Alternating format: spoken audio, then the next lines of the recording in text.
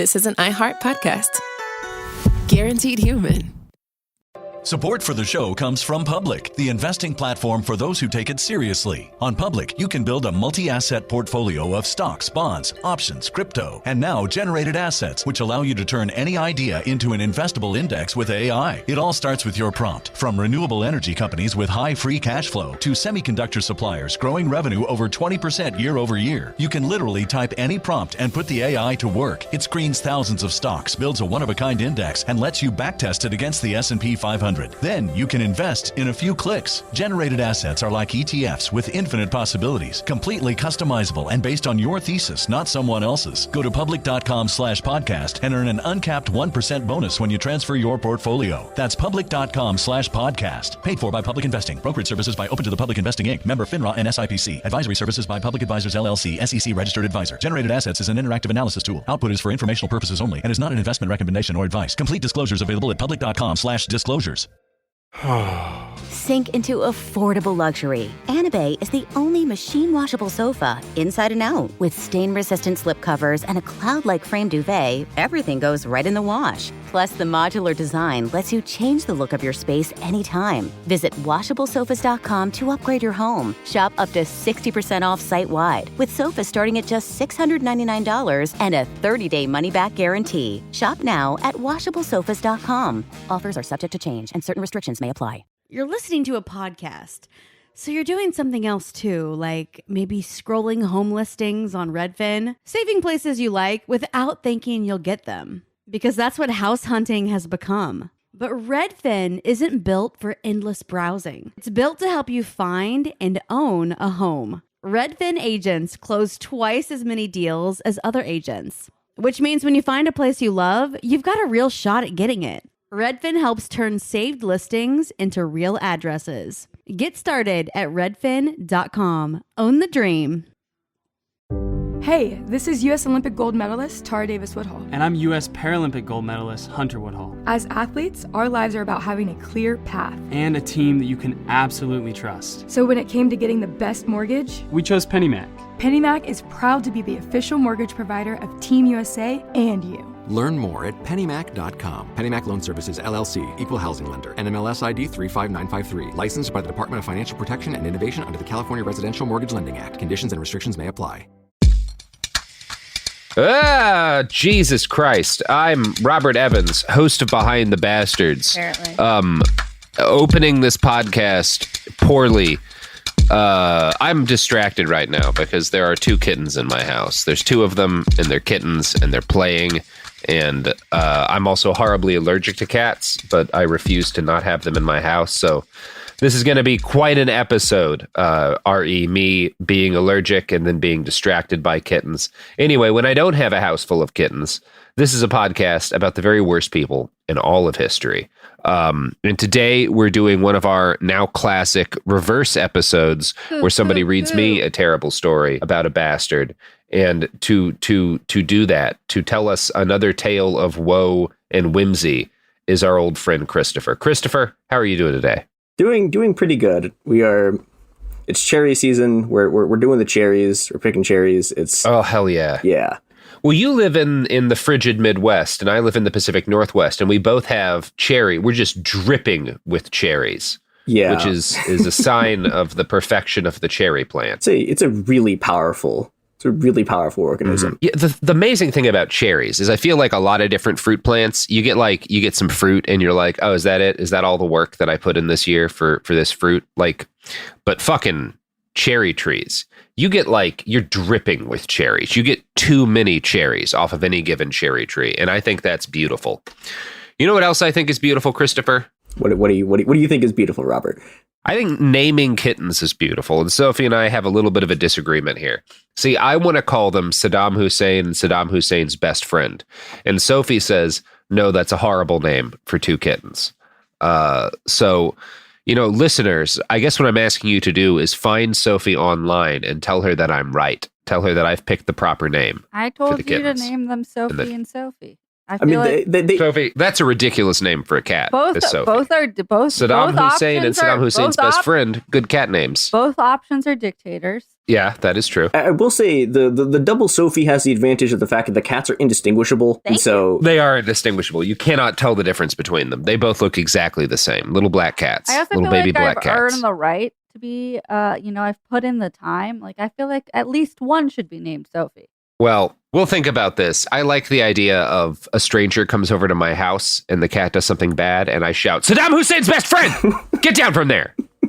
You have to set yourself up for success is the point I'm making. And speaking of setting ourselves up for success, I've set myself up for success today by having Chris research the episode.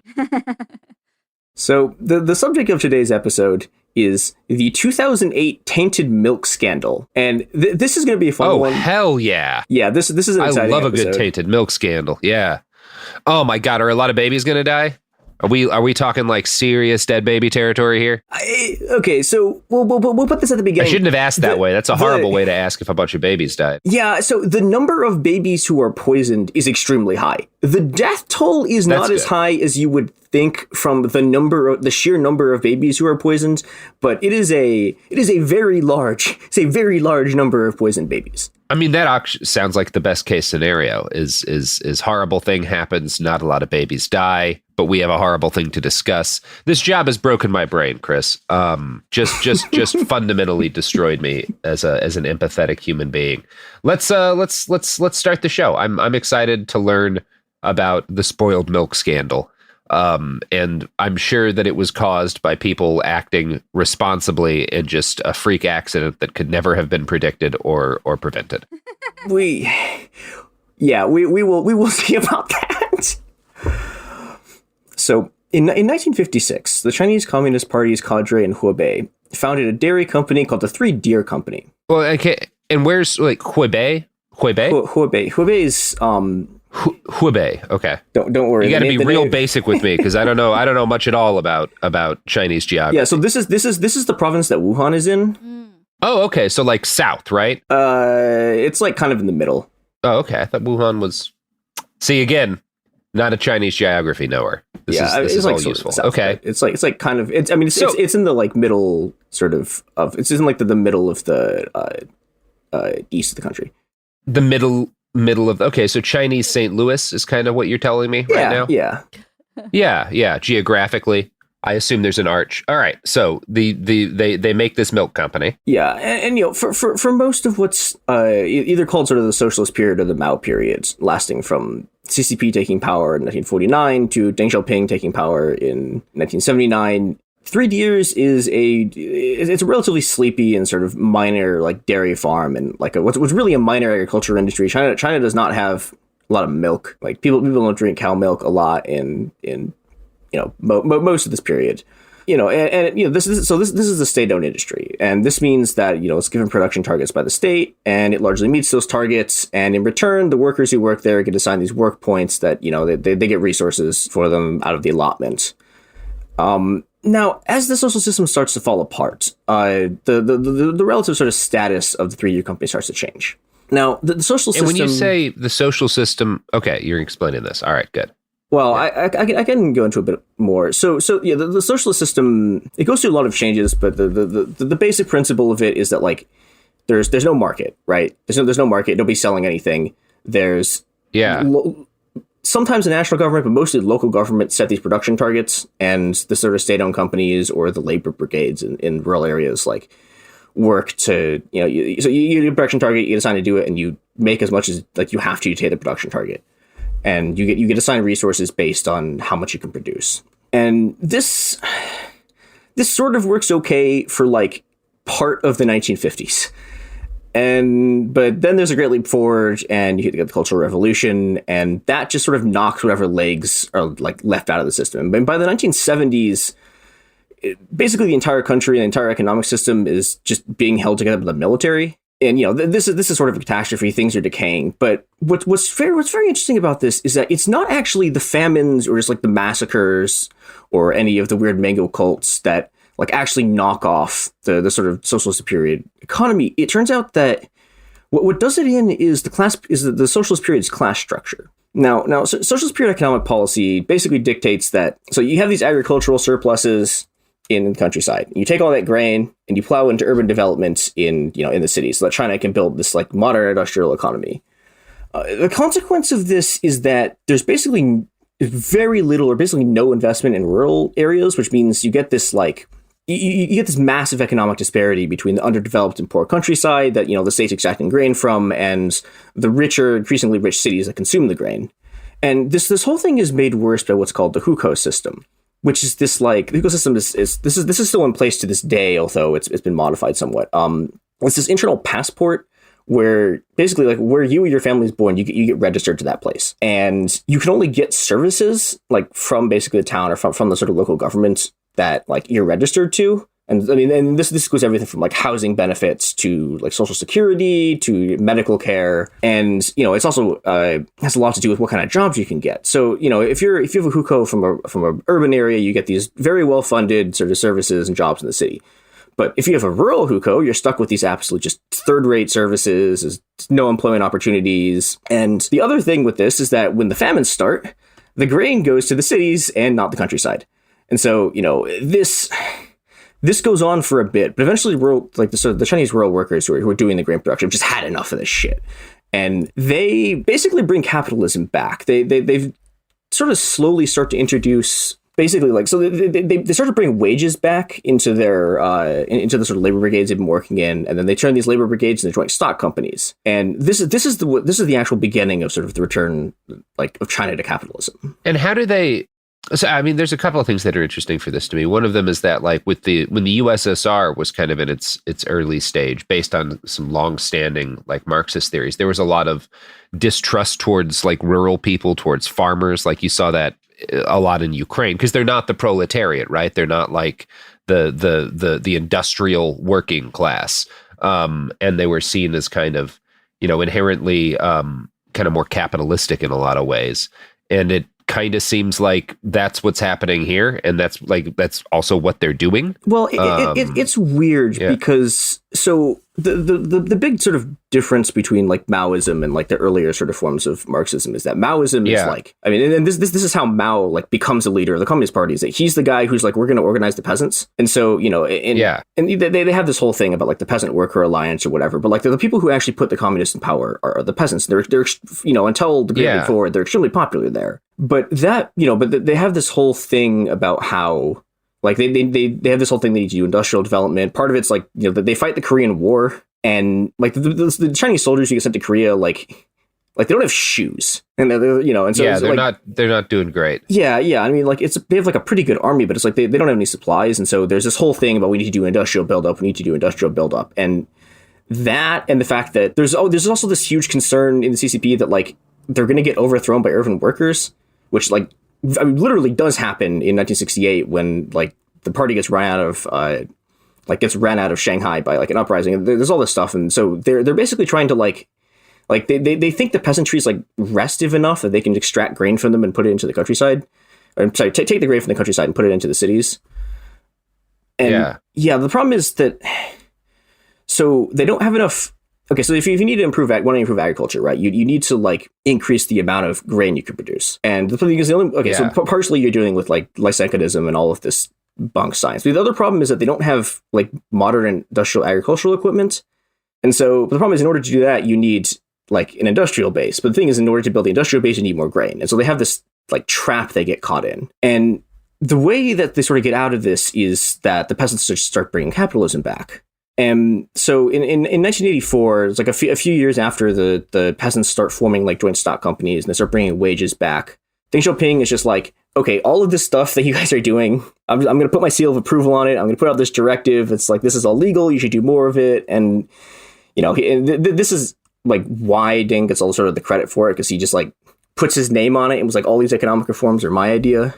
And yeah, I mean, and I assume there was like a fight over this at a pretty high level, right? Because you can't just say like, hey, we're gonna add some capitalism back into the mix, and the Central Party be like, okay, without like there was some shit that went down, right? Yeah, and I mean, the thing about that's important, even about Deng Xiaoping, is that in the beginning of this, like they don't want to go back to capitalism. What they're trying to do is reintroduce the market as just like a way to sort of stabilize the economy. And yeah, which is something I think people mistake a lot. Like markets aren't necessarily capitalism, although that is, what happens at the end of this process. Yeah, and there's a bunch of really intense theoretical debates over like socialist markets, and I mean there's a very brief attempt where like they're going to try the Yugoslavia thing where everyone has like democratic workers co-ops, and they just like that doesn't happen. But, there's this whole debate about this. Doesn't really happen in Yugoslavia, you could argue. Yeah, I mean, it worked okay for a bit, but and we should note, because not everyone's listened, we have 2 episodes on Lysenkoism. That was this Soviet theorist who believed that you like freeze seeds to make them more cold tolerant and stuff, and he had a bunch of wacky theories about how you could apply like kind of socialist attitudes towards people to plants and it would improve crop yields, and it didn't, and a lot of people starved, and they did it in Russia and they did it in China, and it was not a great idea, broadly speaking. Yeah, it was not good. Now, one of the other very important thing about and something that genuinely did change in this period is that in 1984, that directive I was talking about, Deng Xiaoping lets for the first time state-owned firms like, our friends over at the Three Deer Dairy Company, like actually make profits by selling their goods. And so, previously, like you're working to a production target, you hit the production target and they give you stuff.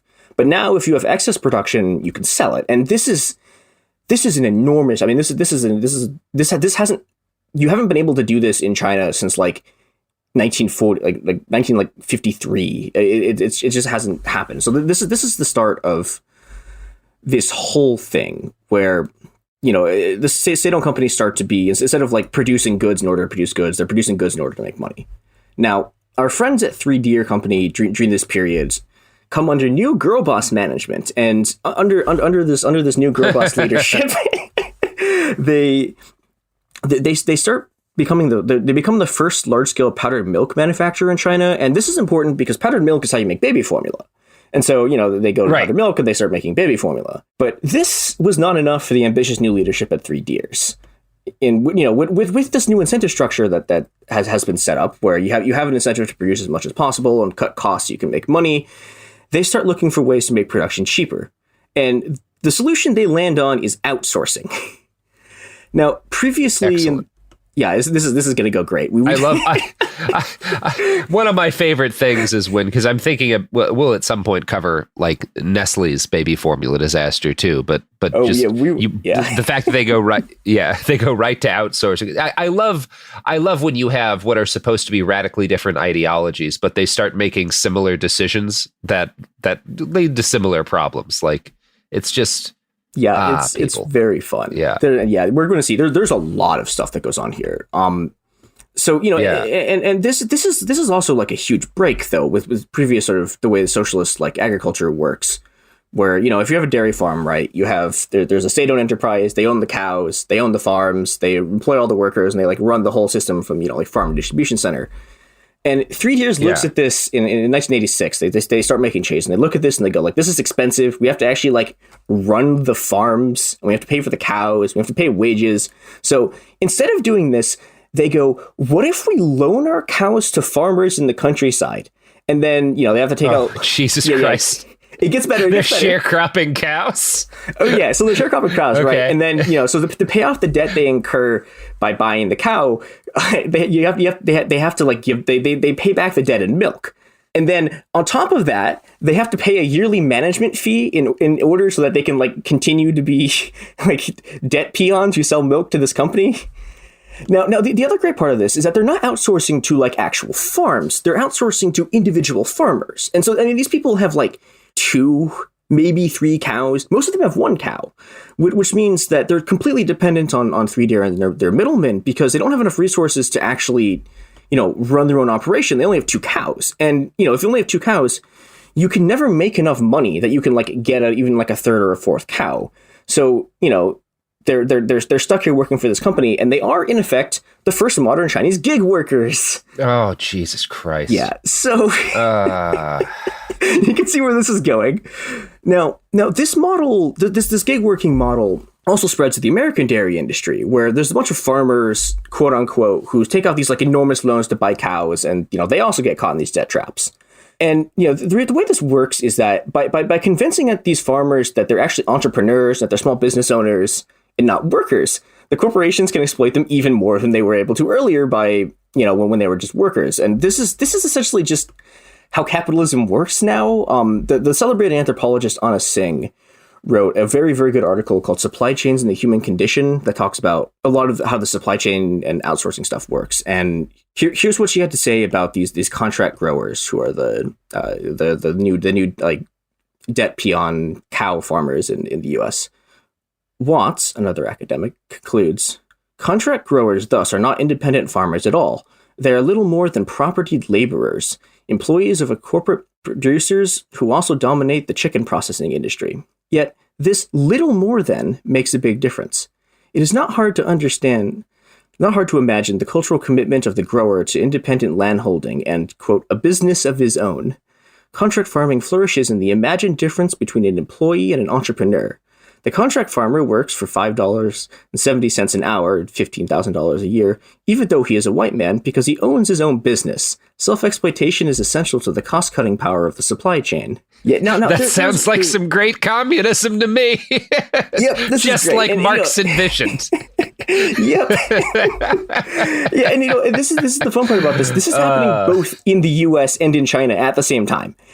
And, and there's a lot of stuff going on here, particularly with the American side, right? I mean, you have, American agriculture is run by just undocumented, huge numbers of undocumented workers fleeing the sort of American atrocities in Latin America. And, and, their ability to sort of organize. You create situations of privation that make people desperate enough to labor incredibly, basically for free in conditions that are harmful to them, and they can't complain because they're not. Anyway, yes. I mean, here's one of the things that seems to be happening here, and this is a thing that I think people on the left get wrong a lot. Capitalism is an extremely efficient system for doing a specific set of things. Now, those specific set of things don't include keeping the world habitable, but it's very good at what it does, which is why people keep cribbing from it. Its job is not to make the world habitable, but it's good at what its job is. It's very efficient at what its job is.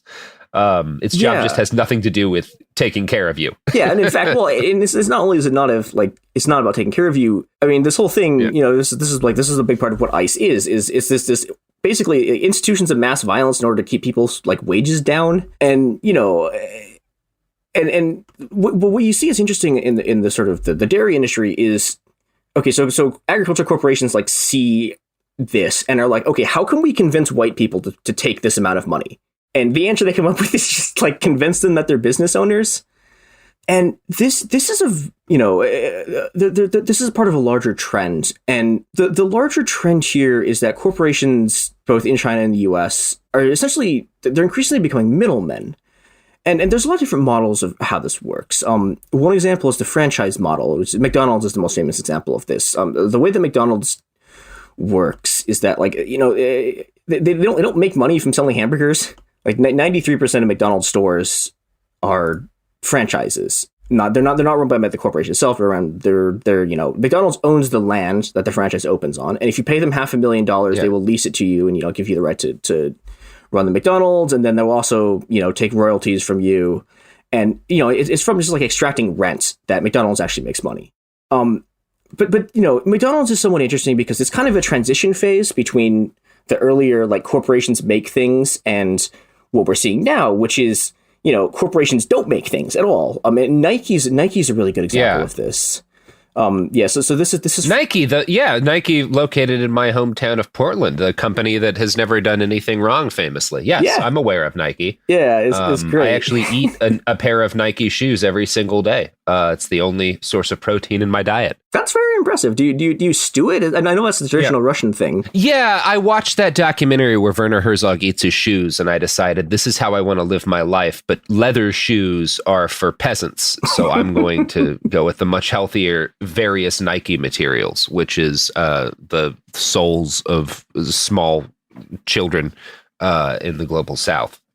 It's delicious. Yeah, it's fun. And the other thing, this is, what Tsing is talking has this thing about Nike. She says, quote, Nike never produced athletic shoes. Company founders began as distributors of Japanese-made shoes. The additions that made for success were the invention of the swoosh logo, advertising endorsements from well-known African-American athletes, and a transfer to cheaper Asian locations for contracting production. Nike's vice president for Asia Pacific once explained, quote, we don't know the first thing about manufacturing. We are marketers and designers, which is great. It's like they don't make shoes. They buy shoes from other people. And yeah, this is a sort of interesting development because, so Nike's clothes are made in these really, really small shops with small numbers of employees. And, this is the sweatshops from the Triangle Shirtwaist episode, except, they've gone backwards to the thing that Triangle Shirtwaist was supposed to be replacing. Yeah, they've literally been like, the problem with Triangle Shirtwaist is that that factory was too ethical. We got to go back a little bit further. Yeah, and I think it's worth... you'd love to see it. Yeah, I think it's worth asking why this happens, because... the consequence of going back to the system is that the garment industry loses all of the safety and wage gains they made in the 20th century in 2 decades. And this is in large part due to the sort of contractor model. So, we should ask, so why do you actually want to use the contractor model? We've talked a little bit, it cuts costs and, it turns workers into small business owners that it makes them easier to sort of rob by convincing them that they're actually business owners and not just sort of, permanently entrapped debt peons. Now, another reason for this is that it makes union organizing extremely difficult because part of the workforce that, would have been workers in a Triangle Shirtwaist setup are actually small business owners now. And because in the garment... Yeah, which is also kind of what Triangle Shirtwaist did with the inside contractor system. Yeah. Okay, yeah, except great. The interesting thing about this, because the inside contractor system doesn't work, right? The contractors side with the workers a lot. No. It fails. But in this system, the small shop sort of system, that doesn't happen at all. All the small shop people are they are actually convinced they're small business owners, and this makes it almost impossible for the garment workers to demand higher wages because the people they're working for are these contractors, and these contractors are also extremely poor, and they have no margins. But because the workers are contractors for a contractor, right? They don't have a way to directly demand wages or safety procedures from the company. And, this isn't this system is not efficient, right? It's way more efficient to make the stuff in big factories. And, in order to do this, you have to have these enormous supply chains. They're spanning multiple continents in order to move this stuff around. But, that doesn't really matter because since the 80s, what you basically see is corporations going, okay, it is better to have enormously inefficient production and these giant logistics lines than it is for a single union to exist and take any of their money, or worse yet. And this is a real threat in the 60s and 70s, which is what all this decentralization stuff is a response to. It was a real possibility in the 60s and 70s that the garment workers were going to seize the company and start running it themselves. And so you get this enormous effort to make sure that this never happens again. And, well, yeah, if there's anything that's antithetical to the socialist experiment, it's unionization. Yeah. Workers owning the means of production like capitalists. No, thank you. Yeah. And this is I think is part of why it's interesting that 3 Deer is doing all of this stuff that we look at now, Honest Things running in 2010, right? 3 Deer is doing this all in 1986.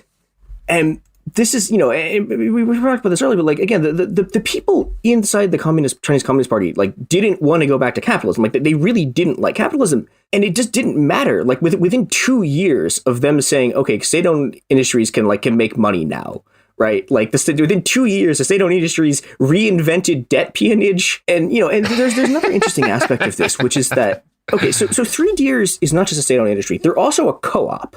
Which means the workers of 3 Deer own shares in the company.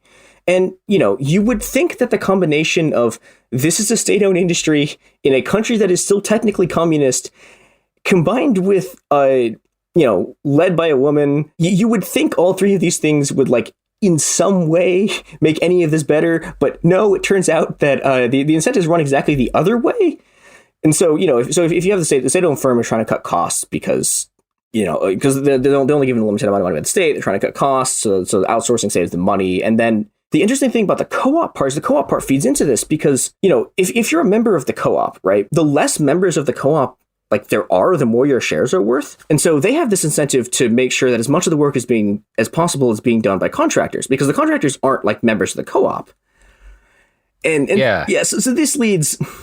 Yeah, and this they invented Uber. Yeah, they invented Uber in 1986, 2 years after they legalized making money. It's incredible. Yeah, hell yeah. See, that's socialist innovation right there. Fuck you, Silicon Valley. Oh God, and because this, I mean, it's actually an old idea, but yeah, they're one of the first people to like bring it back, which is fairly incredible. And, because this is just like a capitalist economy now, this pays off enormously. And, 3 years throughout the entire sort of the next 10, 15 years just massively expands. They do this massive series of mergers and acquisitions. And by the 90s, it is the largest dairy producer in China. And, and they continue to expand. And, but by this point, they have real political power because they're their company is a significant part of like the local Chinese tax base. And so this gives them ins with the party. And this is part of what allows them to, in 2005, form this joint partnership with the New Zealand-based Fonterra Cooperative Group. Fonterra buys 43% of the shares, and they do this huge joint partnership thing. And this is a huge deal. Fonterra is the second largest dairy company in the world. They have 30% of the world's total dairy production. And, they're the largest company in New Zealand by a margin that's like, okay, they are so powerful in New Zealand that several of the cables from WikiLeaks suggest that the reason that New Zealand sent troops to Iraq was that the U.S. was threatening to cut off their milk for oil deal with the Iraqi government when they knocked it off. Shit. What the fuck? What the fuck? See... But no war for milk is a terrible thing to put on a placard sign. Yeah. That's just not going to get you anywhere. That is incredible. I love it whenever we get New Zealand gets so much credit because their government isn't just howlingly incompetent. But they do dumb shit, guys. Don't worry. Yeah. Don't worry. New Zealand's government does terrible things. It's fine. And it's great because again, this is Fonterra is a group of cooperatives. And once again, the cooperatives are not only not like making anything better, they're like pushing New Zealand into war with into an invasion of Iraq. It's great. Yeah, baby. Global capital go to war for fucking milk. You know who else will go to war on behalf of a milk conglomerate? Jesus, who? All of the products that support this podcast. We ask one question of our sponsors, and it's, will you invade the global south in order to improve the profits of a milk manufacturer? And if they say no, or as is more common, what are you talking about? Are you having a stroke, Robert? Do we need to call someone? We hang up the phone. We don't take that goddamn money. That's the Behind the Bastards guarantee. Yeah. Support for the show comes from Public, the investing platform for those who take it seriously. On Public, you can build a multi-asset portfolio of stocks, bonds, options, crypto, and now generated assets, which allow you to turn any idea into an investable index with AI. It all starts with your prompt. From renewable energy companies with high free cash flow to semiconductor suppliers growing revenue over 20% year over year, you can literally type any prompt and put the AI to work. It screens thousands of stocks, builds a one-of-a-kind index, and lets you backtest it against the S&P 500. Then you can invest in a few clicks. Generated assets are like ETFs with infinite possibilities, completely customizable and based on your thesis, not someone else's. Go to public.com/podcast and earn an uncapped 1% bonus when you transfer your portfolio. That's public.com/podcast. Paid for by Public Investing. Brokerage services by Open to the Public Investing Inc. Member FINRA and SIPC. Advisory services by Public Advisors LLC, SEC registered advisor. Generated assets is an interactive analysis tool. Output is for informational purposes only and is not an investment recommendation or advice. Complete disclosures available at public.com/disclosures. Time for a sofa upgrade? Introducing Anime Sofas, where designer style meets budget-friendly prices. Anime brings you the ultimate in furniture innovation with a modular design that allows you to rearrange your space effortlessly. Perfect for both small and large spaces, Anime is the only machine-washable sofa inside and out. Say goodbye to stains and messes with liquid and stain-resistant fabrics that make cleaning easy. Liquid simply slide right off. Designed for custom comfort, our high-resilience foam lets you choose between a sink-in feel or a supportive memory foam blend. Plus, our pet-friendly, stain-resistant fabrics ensure your sofa stays beautiful for years. Don't compromise quality for price. Visit WashableSofas.com to upgrade your living space today. Sofas start at just $699 with no risk returns and a 30-day money-back guarantee. Get up to 60% off plus free shipping and free returns. Shop now at WashableSofas.com. Offers are subject to change and certain restrictions may apply.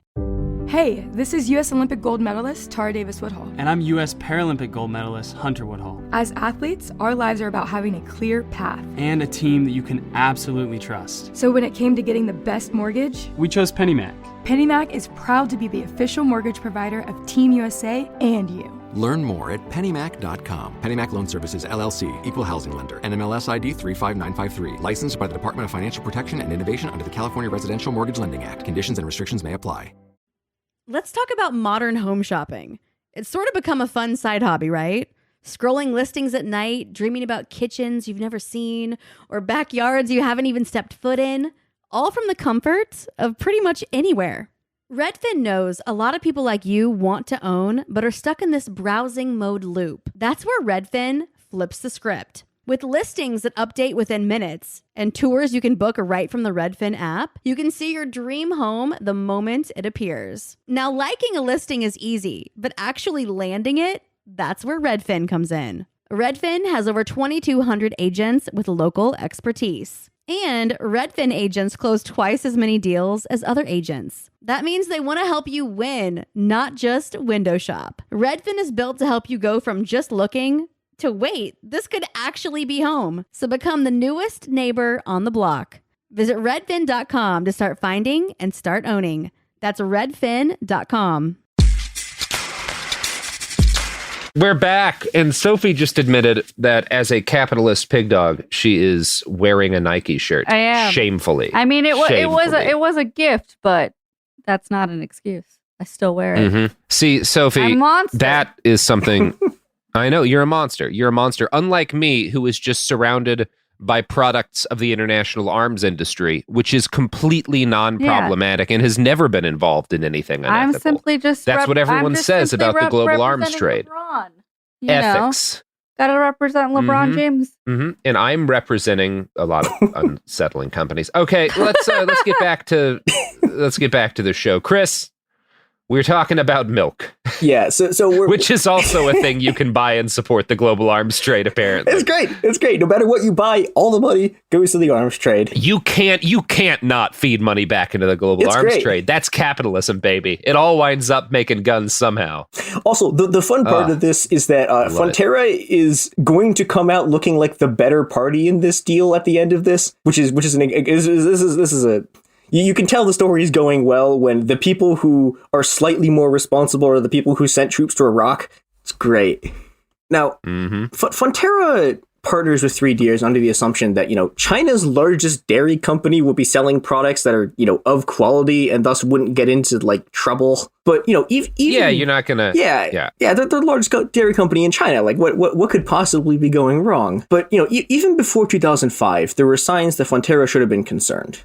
Now, since the start of the reform period in the 1980s and sort of accelerating through a transition to capitalism in the 90s, China has had a huge food safety problem, particularly in the dairy industry. And while obviously there's a lot of structural issues involved in this, in the dairy industry, a lot of this is directly this is directly the fault of 3 Deers' model of contract farming. Now, as we've... Oh, no. Yeah, it's great. Making the Uber of massive scale food production didn't make things as safe as Uber, the famously safe ride app. The Uber of baby formula, surprisingly, are not the good guys here. Now, as a result of the miniature agriculture revolution that 3 Deers kicks off in the 80s and 90s, most dairy farming, and this is true to this day in the year 2021, is done by those individual farmers with 1 to 3 cows. And, this whole system is designed so that no one can build up enough capital to get out or to do any kind of like productivity improvements on themselves, because if they had that much money, they could go like start their own company and they wouldn't have to, work for 3 years.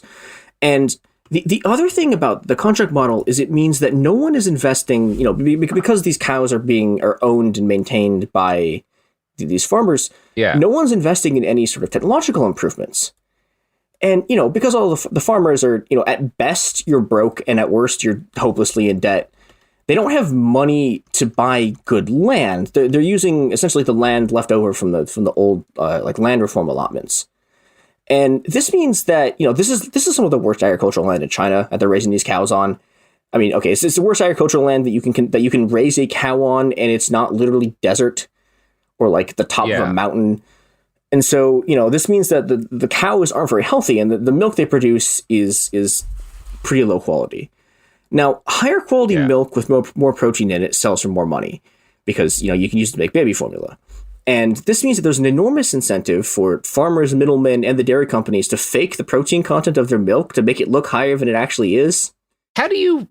I mean, is it just like they're bribing the people whose job it is to check, or is there some are they like pouring whey protein into the milk? Yeah, so how does that actually work? So the easiest way to do this, so they are bribing people, but you have to bribe an enormous number of people in order to do this. So the easiest way to do it is by putting additives into the milk that make the milk look like it has more protein when on the sort of tests that companies use to like figure out how much milk, how much protein is in the milk.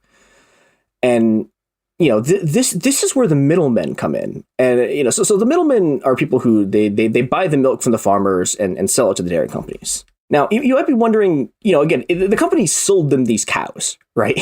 So why are the companies not just buying the milk from the farmers directly?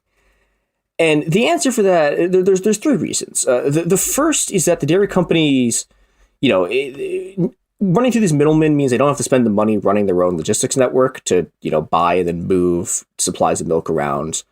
The second reason is to put a buffer in between sort of the dairy companies and the contract farmers, in case the farmers get any ideas about, banding together so they don't have to live in desperate poverty. Yeah. And the third reason you use middlemen is to do crime. Hell yeah. Now we're talking. Yeah. And this. Yeah, because if you get someone else to do a crime, then you're in the clear. That's the way crime works. Yeah. This is literally true. So, say, for example, you are Nestle. Yeah. And the cocoa that you use for your chocolate is produced by child slave labor in, the Ivory Coast of Burkina Faso. We saw this. Now you say child slave labor like it's a bad thing, Christopher. I mean, without child slave labor, we wouldn't have, I don't know, the pyramids or England. I'm pretty sure they didn't use child slaves. Amazingly, they had slavery, but I'm pretty sure they didn't use child slaves to build the pyramids. I mean, which is incredible. A lot of them were probably 17, right? Yeah, but I do want to point out it's so every computer, every electronic device that's made now has coal tar in it, which is this thing that's almost entirely mined by child slave labor in Democratic Republic of the Congo. It's we're not even making pyramids with it. We're making headphones that break after 4 minutes. It's we're making iPhones that are designed to stop working after 2 years. Yeah. Rad. So okay. Yeah. And, and we saw this recently with their so people who'd been enslaved by the contract growers, tried to sue Nestle in court. But, because Nestle's buying from middlemen and not owning the slaves directly, they in court, they were just it wasn't us, it was our suppliers, nothing we can do about it. Yeah. And the other thing, the great thing about American contract law, it is literally written into law, right?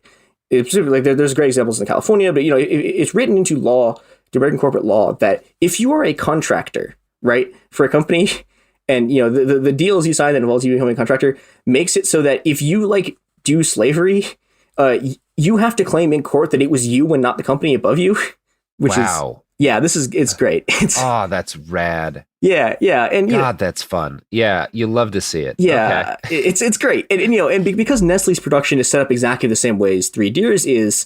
The people who Nestle enslaved lost a Supreme Court case when I tried to sue them because they couldn't prove that Nestle directly ordered the slavery. And then, because it didn't happen in the U.S., once they couldn't prove that, once that it didn't happen in the U.S., so they didn't have any standing to sue in American courts. So so there's this whole legal framework that's set up, and this happens everywhere to use these contractors to do crime. And in the Chinese case of Three Deers, you get exactly the same thing. You have the middlemen and contractors who are the people who are doping this milk. And, by doping, it's like they're putting additives into the milk to fake the test, to fake the amount of the protein count. And, and by getting the middlemen to do it, you have plausible deniability. And, if things like go wrong, you can just blame the farmers. Now, I will say this. So some farmers are desperate enough to put additives into their milk themselves. But the farmers in the media are the people who get blamed for this. But, a lot of them, and even the people who are doing it, like, they don't know what they're, like, putting into the milk. So they just assume that it's, like, fine. But, this turns into a huge problem because, the combination of sort of the incredible greed of these large small business owners and the desperation of these farmers leads to a series of really bad milk scandals. One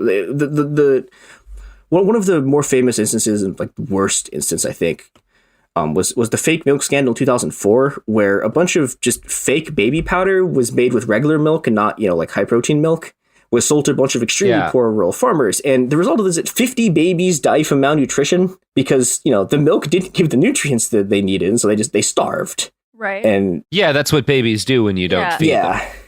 Yeah. Yeah. And this, so this pisses off everyone because here's a bunch of dead babies who starved to death.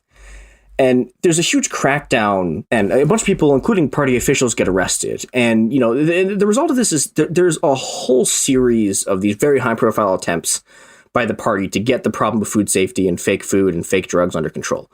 And this culminates in the CCP executing the head of their Food and Drug Administration for taking bribes from a pharmaceutical company to promote their products. Like, they kill a cabinet level official, and it doesn't do anything because the problem isn't about just sort of individual corruption. It's structural.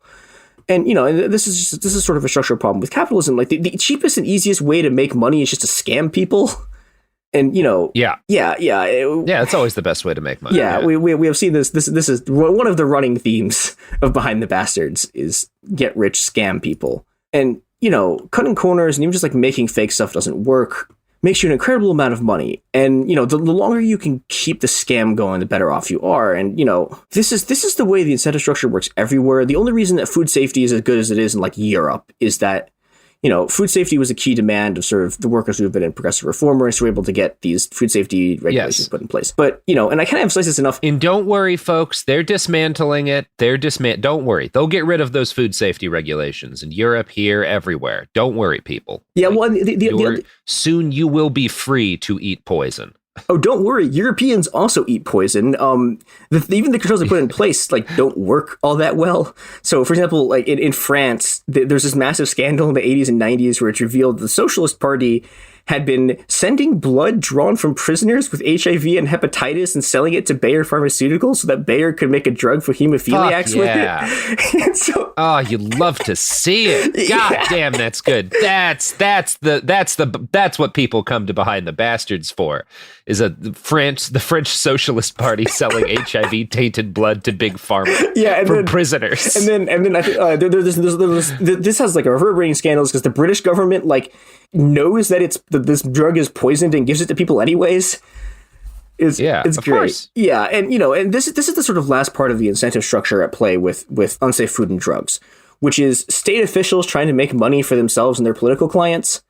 And, again, this is the cause of food safety issues in all capitalist countries. But China in particular has, it has a more intense version of this because there's this really, really fierce competition between sort of different local governments over GDP growth rates. Because, if you're a Chinese official, right, like the way you move up in the party is by how you're sort of your local or provincial, you're a cadre, right? You're in charge of a city, you're in charge of the town. The way you're evaluated and how you move up in the party is mostly based on how high your GDP rate is.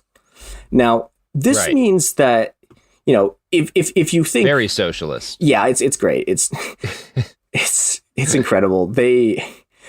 It's also funny because like one of the big things across the whole sort of like really 80s and 90s, and it's still going on today, was like one of the big sort of socialist projects is about how GDP is like a completely bullshit metric of like economic growth, and China's like, no, our cadre evaluations are all GDP now. And this means that, the cadres will sign off on just literally anything that they think will just like cause any growth whatsoever. So luckily in the US, we do not have the problem of bribery, because giving money to politicians in exchange for political favors is in fact legal and thus definitionally not bribery. But unfortunately for corporations in China... Great. Okay, rad. Yeah. Yeah, unfortunately for corporations in China, China is an absolute one-party capitalist dictatorship, which means you have to bribe politicians the old-fashioned way. Like socialism intended. Robert, okay.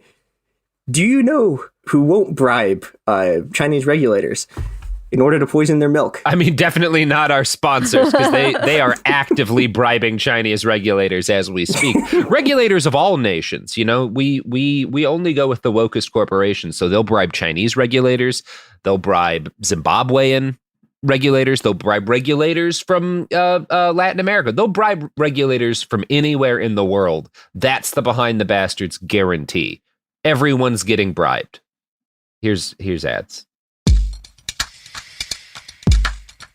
Support for the show comes from Public, the investing platform for those who take it seriously. On Public, you can build a multi-asset portfolio of stocks, bonds, options, crypto, and now generated assets, which allow you to turn any idea into an investable index with AI. It all starts with your prompt. From renewable energy companies with high free cash flow to semiconductor suppliers growing revenue over 20% year over year, you can literally type any prompt and put the AI to work. It screens thousands of stocks, builds a one-of-a-kind index, and lets you backtest it against the S&P 500. Then you can invest in a few clicks. Generated assets are like ETFs with infinite possibilities, completely customizable and based on your thesis, not someone else's. Go to public.com/podcast and earn an uncapped 1% bonus when you transfer your portfolio. That's public.com/podcast. Paid for by Public Investing. Brokerage services by Open to the Public Investing Inc. Member FINRA and SIPC. Advisory services by Public Advisors LLC, SEC registered advisor. Generated assets is an interactive analysis tool. Output is for informational purposes only and is not an investment recommendation or advice. Complete disclosures available at public.com/disclosures. Life gets messy. Spills, stains, pet accidents, and kid chaos. But with Anabay, cleaning up is easy. Our sofas are fully machine washable, inside and out, so you never have to stress about messes again. Made with liquid and stain-resistant fabrics, that means fewer stains and more peace of mind. Designed for real life, our sofas feature changeable fabric covers, allowing you to refresh your style anytime. Need flexibility? Our modular design lets you rearrange your sofa effortlessly. Perfect for cozy apartments or spacious homes. Plus, they're earth-friendly and built to last. That's why over 200,000 happy customers have made the switch. Upgrade your space today. Sofas start at just $699. Visit washablesofas.com now and bring home a sofa made for life. That's washablesofas.com. Offers are subject to change and certain restrictions may apply. Hey, this is U.S. Olympic gold medalist Tara Davis-Woodhull. And I'm U.S. Paralympic gold medalist Hunter Woodhull. As athletes, our lives are about having a clear path. And a team that you can absolutely trust. So when it came to getting the best mortgage, we chose PennyMac. PennyMac is proud to be the official mortgage provider of Team USA and you. Learn more at pennymac.com. PennyMac Loan Services, LLC, Equal Housing Lender, NMLS ID 35953. Licensed by the Department of Financial Protection and Innovation under the California Residential Mortgage Lending Act. Conditions and restrictions may apply. Let's talk about modern home shopping. It's sort of become a fun side hobby, right? Scrolling listings at night, dreaming about kitchens you've never seen, or backyards you haven't even stepped foot in, all from the comfort of pretty much anywhere. Redfin knows a lot of people like you want to own, but are stuck in this browsing mode loop. That's where Redfin flips the script. With listings that update within minutes and tours you can book right from the Redfin app, you can see your dream home the moment it appears. Now, liking a listing is easy, but actually landing it, that's where Redfin comes in. Redfin has over 2,200 agents with local expertise. And Redfin agents close twice as many deals as other agents. That means they want to help you win, not just window shop. Redfin is built to help you go from just looking to wait, this could actually be home. So become the newest neighbor on the block. Visit redfin.com to start finding and start owning. That's redfin.com. Chris, it did occur to me that, that whole system you just kind of set up whereby these Chinese farmers are essentially recreating the gig economy in order to maximize their profits at the expense of both the people receiving the milk and the people who labor for them, but aren't, full partners in the endeavor. Mm-hmm. We're kind of doing that with podcasting. Mm-hmm. Yeah. It's good. I love doing things that succeed for everybody. So, Chris, please continue your podcast sharecropping. Now, so the other thing about China is that, so you can bribe politicians, right? But you can also just literally bribe the regulators directly, and okay, so Chinese regulation, so when Chinese regulators are not literally representatives from the corporation they're supposed to be regulating, you get corruption. Like, we saw like the CCP executed the dude who was their head of the State Food and Drug Administration. The corruption goes from the local level all the way to the top. And corruption among regulators is so bad that when a Chinese state journalist took maternity leave and wound up making a documentary in 2015 about air pollution after her baby developed a tumor while in the womb because the air quality was so bad, she looked at the U.S. as a model of a country with a functioning regulatory apparatus. And again, this is interesting because this isn't sort of just like partisan hack criticism, right? Like this is the Chinese state, this is the Chinese state journalist, and and the CCP thinks that the issues that she's bringing up are valid enough that there's a documentary called Under the Dome, and they think the issues are valid enough that they don't ban it. This is a documentary that's very critical of the party, and they don't ban it for the first week that it's released. And this is one of the ways the CCP sort of tacitly allows criticism to be made because okay, so it's CCP, you can't actually just have free criticism there, right? But they were like, okay, we'll ban it eventually, but we'll let people see it first. And the thing they were like, okay, we need to let people see is Chinese regulatory corruption is so bad it makes people long for the American, the amazing safety system of the U.S. Oh boy, yeah, it's bad. Yeah. Now, by 2007, Chinese authorities are they're not unaware of the practice of putting additives into milk. And this kicks off this kind of regulatory cold war between additives manufacturers and the regulators who actually don't care about not poisoning children. And, so the regulators change their techniques to detect the chemicals that people are using, and people change the chemicals. And there's this whole sort of cold war. And it starts to get worse in the late 2000s as the CCP imposes price controls on baby formula as an anti-poverty measure. Now, this is not a bad thing inherently, in principle, but if you're dealing with a state-owned firm that's designed to actually produce goods for people and not designed to make money, this can actually work. But the price controls had these weird unintended consequences when applied to the Three Deer, the contract worker co-op. Yeah. And so Three Deers and the other milk companies just sort of pass on the added costs and the price controls down to the middlemen, and the middlemen are like, okay, well, we'll pass the price down to the farmers. Now, this escalates the regulatory cold war because the price for regular milk just implodes. And people start adding these incredibly dangerous chemicals, more dangerous than what they'd already been using, to the milk to fake these tests. And the most notable one of this is melamine. Now, melamine is a chemical that is normally used to make plastics.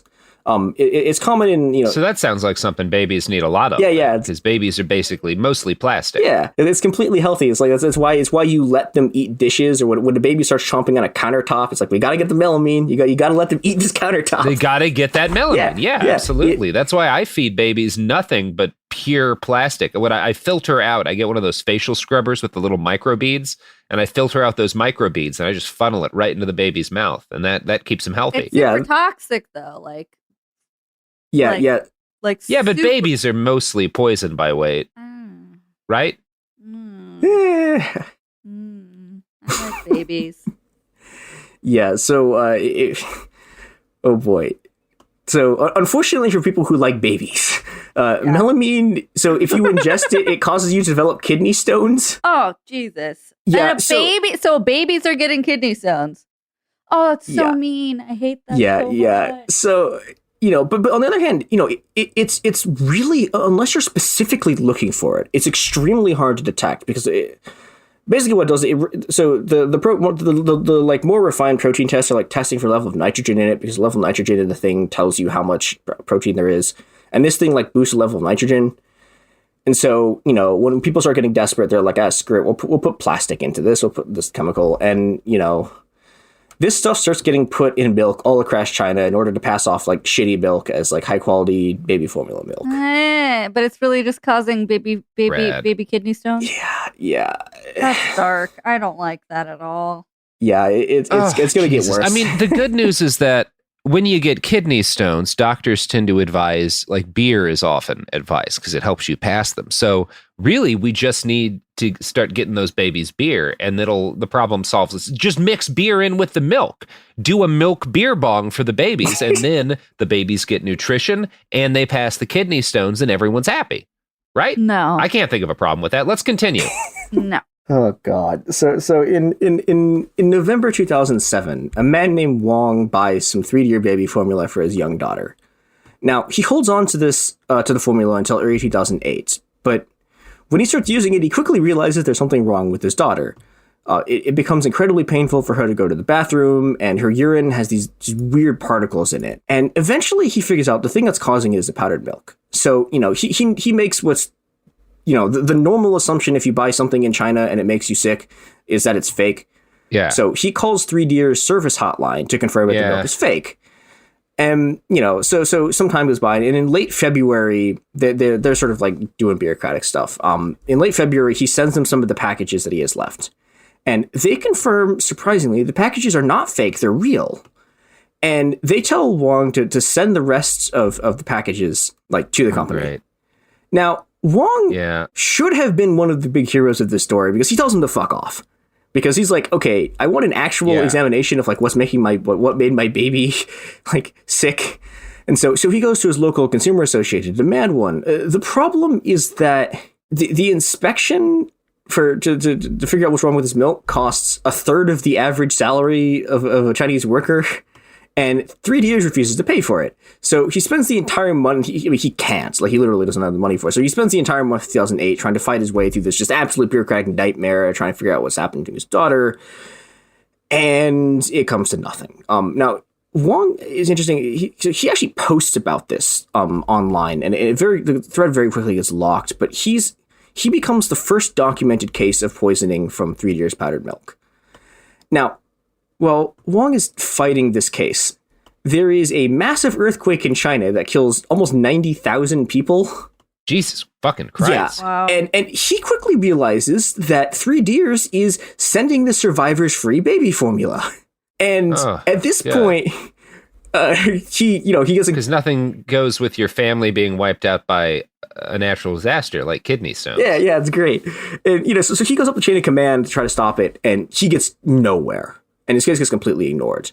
Now, so this is happening in March. Now, in June, Chinese doctors start to see something they've never seen before. There's thousands of these babies, or almost all of them are less than a year old, who are their bodies are completely swollen. They can't urinate, and they quickly realize when they start doing surgeries that they have kidney stones. And the doctor, this is a really weird thing. Like, babies do not get kidney stones. Like, this just doesn't. This does not happen. Yeah. So, the doctors begin to suspect something's going on with powdered milk, and they try to go to the press. Now, a few Chinese journalists have been hearing basically the same story. And, when doctors, like a few doctors start showing up and confirming that, there's these babies in the hospital with kidney stones, some journalists try to publish the story, but the CCP's propaganda department, and yes, it is literally called the propaganda department because oh boy, because I guess when it started, that was still a time when people used, like, there was a period of time where the term propaganda was often used openly and not as a negative thing, and also, like, when it started, it was like it starts in like 1920, like this starts before the CCP is a state. And so, the propaganda department is just like a bunch of people passing out pamphlets, and now it's the state censorship agency.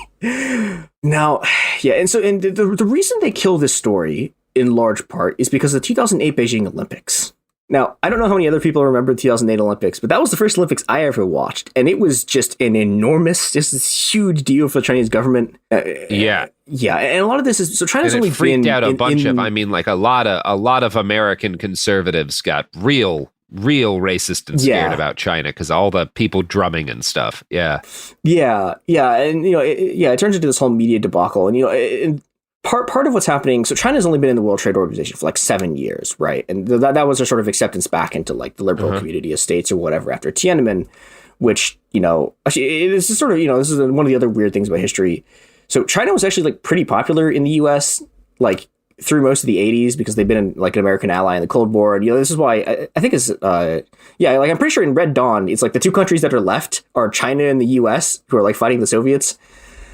But, after Tiananmen, like all of that sort of goodwill like implodes. And this means that like this 2008 Olympics becomes like all the journalists call it China's coming out party. It's this huge international politics, geopolitical event. And I cannot emphasize this enough. International politics is just an enormous dick waving contest that kills people for no reason. My favorite example of this, and just to make it clear that China is not the only country that kills people for just bullshit international prestige points. So my favorite example, it's the what happens right before the partial nuclear test ban in treaty in 1963. So but in 63, everyone has realized that testing nukes above ground is bad because you're irradiating everyone. So they sign a treaty. It's like, don't do this. And then the day before the treaty goes into effect, both the U.S. and the USSR spend an entire day dropping hundreds of nukes. Just for no reason. It's just like they do this giant dick waving contest just to prove that they're like, oh, hey, look at how many nukes we can drop. And this kills an enormous number of people. But, it kills them slowly with cancer and it's sort of hard to trace. So nobody really talks about the fact that like thousands upon thousands of people died from just the U.S. and the USSR just like having this dick waving contest over who has the most nukes. So, and China's version of this is they're absolutely determined that everything goes perfectly and there's no PR hiccups. And so, they go like, okay, so they use so much steel building the facilities that there's a global steel shortage for 4 years afterwards. Like they go nuts. Like they shut down factories. They bring in like 120,000 migrant workers who they're paying $130 a month because socialism. And they even they have this thing. I think people might remember this. So they have these IBM supercomputers, right, that they're using to target clouds with anti-aircraft guns. And so they shoot these anti-aircraft guns at the clouds to make it rain so that it wouldn't rain like over the event itself. This is they are shooting guns at clouds like in order to make sure it doesn't rain. Like this is the level of sort of PR op you're dealing with here. And so from the start of the games on August 8th until the Olympics finish on the 24th, there is literally no way the CCP is going to let a story about a food safety crisis spread to the Western press. Now, unfortunately for the CCP, what they have on their hands is a massive food safety crisis. Now, 4 months after the first case is reported, 3 Deers begins to run tests on their own supply, and they realize that basically their entire supply of baby formula is contaminated with melamine. Now, on August 2nd, the tests come back on August 1st. On August 2nd, 3 Deers has this frantic meeting with Fonterra, which is their international affiliate. And Fonterra is like, okay, we need to do an immediate mass recall of all milk products because, we don't know exactly what's spiked with melamine. And 3 Deers is like, no, just absolutely not, under the rationale that, they don't want to have a scandal like 6 days before the start of the Olympics. And so they advocate for this very quiet, limited recall. And, they have this massive fight. There's all this weird corporate maneuvering. But, 3 Deers is being backed by the CCP. So, they win out and they immediately set out to cover up the story of, the fact that they're poisoning all these kids until the Olympics are over. And they start planting positive stories in local newspapers and TV stations. Like they have one of their PR people pretend to be a journalist and write a piece about them and then get it published get it published in a newspaper. And and they also, I'm glad that stuff happens there too. I was feeling bad about America for a while, but now I realize we're just part of a beautiful global community of PR flacks pretending to be journalists in order to sell death. Yeah, it's great. Great. That is like when celebrities call the paparazzi on themselves to get a good photo. Yeah. Ew. The other thing they did, and this is something, well, okay, it wouldn't surprise me if Google does this, but I've never heard of them doing it. But 3Ders buys off China's largest search engine. The search engine has a feature where if you're a company or like you're in the party, you can pay them money to manipulate the results.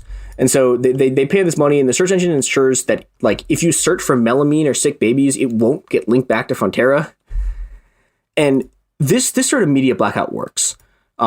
3Ders and Frontera say nothing to the public until the Olympics are nearly over. On August 22nd is like this 2 days before the close of the games, and 20 days after they learned about this, Frontera finally reports a contamination to the New Zealand consulate.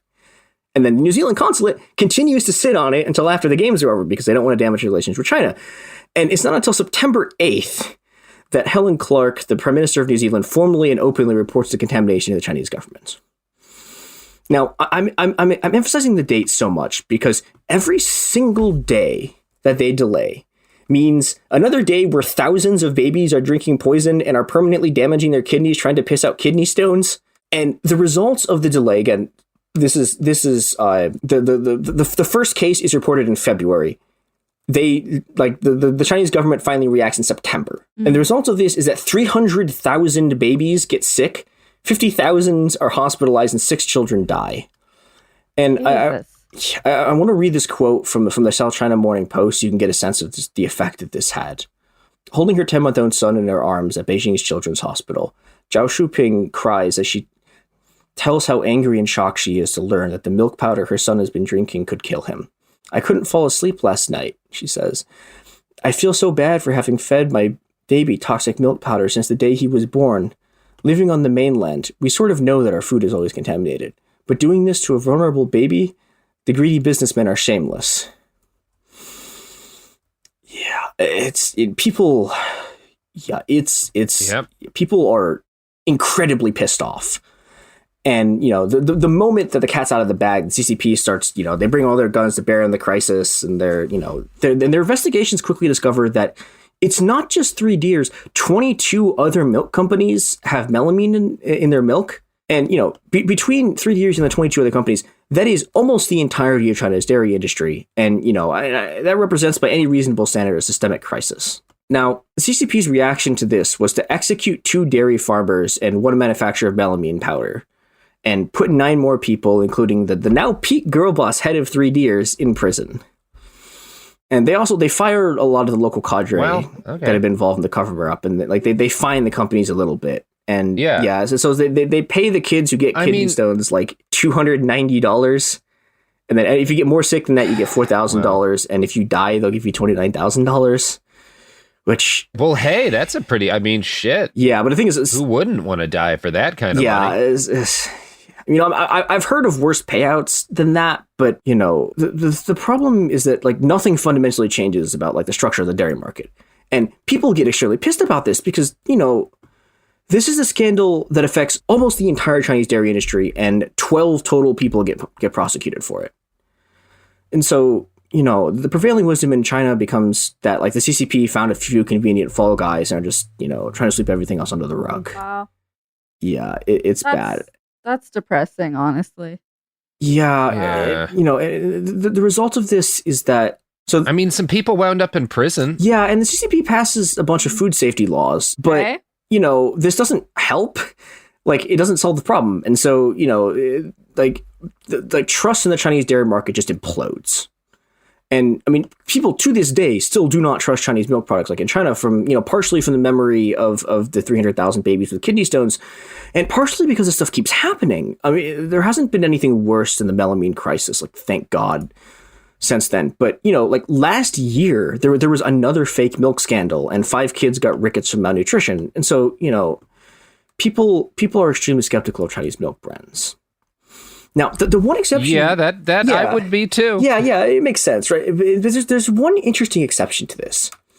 And, you know, the exception is there was one, like, Chinese firm that emerged from the melamine scandal unscathed. And the reason they pulled this off, or able to pull this off, is because they don't use contract workers. And so that means they actually, like, run their farms. And, you know, with no middlemen and without contract farmers, you get, like, much better, like, quality control, you get better milk, and... You know, if you're going to run a farm like that, it's way harder to do crime. But the problem is that this milk is more expensive. And that leads us to the final and maybe the most devastating part about the whole food safety problem. It affects the absolute poorest people in Chinese society. Like, if you're rich, you don't have to eat this shit. You can buy more expensive food from companies who won't try to scam you. Yeah. You know, and I mean, there's people go to like really elaborate efforts to do this. So some of my family like works in the airline industry, and they talk about how people will so pilots who are like flying planes back from China to the US will like go to American grocery stores and buy a bunch of flour and stuff so they can bring it back because they know that the American, or at least because the American food safety standards are better. And so, you know, so they bring it back for their families. But, you know, migrant workers and rural villagers who come from the same place are all forced to just roll the dice every time they buy food because they don't make enough money to buy food they know is real. And I want to close this by talking a bit about like just how bad this problem is and how many people it affects. So China has 290 million migrant workers. This is you know, if you took the migrant worker population of China out and made them a separate country, it'd be the fourth largest country on earth. And China's entire economic system is based on making sure that this migrant worker population, which is like 80% of the population of the total population of the US and 60% industrial workforce, it's based on making sure that these people don't get insurance, that, you know, the insurance that non-migrant workers get. And the result of this, and, you know, this one was not familiar to Americans, people just don't go to the doctor unless they're literally dying. Yeah. Yeah. So, you know, we know what that's like. And, you know, yeah, except, you know, but it's even worse here because the people who can't afford to buy food that they know isn't fake are the people who can't afford to go to the doctor. And in rural areas, it's even worse because the local clinics, they don't have doctors, they don't even have nurses because, you know, the Chinese healthcare system is enormously overstrained. And, you know, and this is how you get rural children dying of malnutrition from fake milk. You know, if the signs had been caught early enough, or like if they were in medical care, then these people wouldn't have died. But, you know, their parents don't have access to medical care, and so they don't know what's wrong until it's too late, and the babies starve to death. And yeah, that's where we're going to leave it today, with starving babies and a reminder that China now has more billionaires than the US, and yet somehow workers in both countries don't have health care. I mean, they did put some of these people behind bars, which is more than happened with Nestle, I think. So yeah, that's something. Yeah, I mean, but it's, you know, like they're doing. This is one of the things that's different about the CCP than the US is that, like, okay, politicians in the US like do not fear us. Like, they're not afraid. Yeah. They just, whereas, you know, Chinese politicians, like, you know, like they actually understand that, like, large numbers of people, like, massing and opposing them is dangerous. And that means that, you know, they do these kind of like symbolic, like, oh, they'll arrest 12 people. They'll shoot like a cabinet member. But, you know, they do that so that they do that. And then they throw enough people under the bus until people sort of stop being angry. And then, you know, just everything goes on as normal. And it's extremely bleak. Yeah. Ugh. That was depressing, Chris. Yep. Yeah. Yeah. Yeah, I mean, in some ways it was depressing, but I think we do have to keep in mind that a lot of value was created for people with money. Yeah. A lot of, you know, there's a lot of just don't just think of the dead children. Think of the economic stimulus created by their deaths. You know, that's the real way we can honor their sacrifice and their Keynesian stimulus. Yeah, Keynesian stimulus via payouts to the parents of dead babies. This is how you do economics. It's a perfect closed loop economy. Well, fun. Okay, got any pluggables to plug, Chris? If you want to see me complain more about all of this, I'm at itbchr3 on Twitter, or the Ice Must Be Destroyed guy. I have a Substack called The Long 21st Century. Jesus, it has been a long century so far. I support kind of moving up to the 22nd already. Like, let's just do it. I'm down to skip. We're done with the 21st. Yeah, I'm down to skip. Let's roll along. So I don't know. This has been Behind the Bastards. You can find us where you just found us, because you already know where to find us. So, like, why am I telling you where you can find us? You've been here before. You're here right now. Yeah, I have a book called After the Revolution. You can find it on atrbook.com as a free EPUB. You can find it as a podcast at After the Revolution. So check that shit out. And I don't know, go buy some baby formula and don't drink it because it'll make you pee rocks. Hey, everybody. Initially, I was going to plug the GoFundMe for the sequel to my book, After the Revolution, which you can find at atrbook.com. But here in the Pacific Northwest, we're having an unprecedented heat wave, and it's causing disastrous conditions, life-threatening conditions for a lot of houseless people, a lot of people without air conditioning, particularly in the city of Salem. Activists everywhere have been kind of gathering to try and mitigate, set up cooling stations, hand out cold drinks, do things to help people get their temperature down. I want to try and raise funds for the Free Fridge of Salem, which are doing cooling stations in the capital of Oregon, Salem. So if you go to Venmo at Free Fridge Salem, that's Venmo at Free Fridge Salem, and send them a couple of bucks, they could really use it. Local government has destroyed a number, like police particularly have destroyed a number of water and cooling stations they've set out. It's, we're not going to be in triple digit heats for the next couple of days after I'm recording this on Monday, but it's still going to be very hot. People still need this. So please Venmo at Free Fridge Salem if you have the wherewithal and the financial resources to do so. One more time, the Venmo is at Free Fridge Salem. Thanks. Life gets messy. Spills, stains, pet accidents, and kid chaos. But with Anabay, cleaning up is easy. Our sofas are fully machine washable, inside and out, so you never have to stress about messes again. Made with liquid and stain-resistant fabrics, that means fewer stains and more peace of mind. Designed for real life, our sofas feature changeable fabric covers, allowing you to refresh your style anytime. Need flexibility? Our modular design lets you rearrange your sofa effortlessly. Perfect for cozy apartments or spacious homes. Plus, they're earth-friendly and built to last. That's why over 200,000 happy customers have made the switch. Upgrade your space today. Sofas start at just $699. Visit washablesofas.com now and bring home a sofa made for life. That's washablesofas.com. Offers are subject to change and certain restrictions may apply. In the heat of battle, your squad relies on you. Don't let them down. Unlock elite gaming tech at Lenovo.com. Dominate every match with next-level speed, seamless streaming, and performance that won't quit. Push your gameplay beyond performance with Intel Core Ultra processors for the next era of gaming. Upgrade to smooth, high-quality streaming with Intel Wi-Fi 6E and maximize game performance with enhanced overclocking. Win the tech search. Power up at Lenovo.com. Lenovo. You're listening to a podcast, so you're doing something else too, like maybe scrolling home listings on Redfin, saving places you like without thinking you'll get them. Because that's what house hunting has become. But Redfin isn't built for endless browsing. It's built to help you find and own a home. Redfin agents close twice as many deals as other agents, which means when you find a place you love, you've got a real shot at getting it. Redfin helps turn saved listings into real addresses. Get started at redfin.com. Own the dream.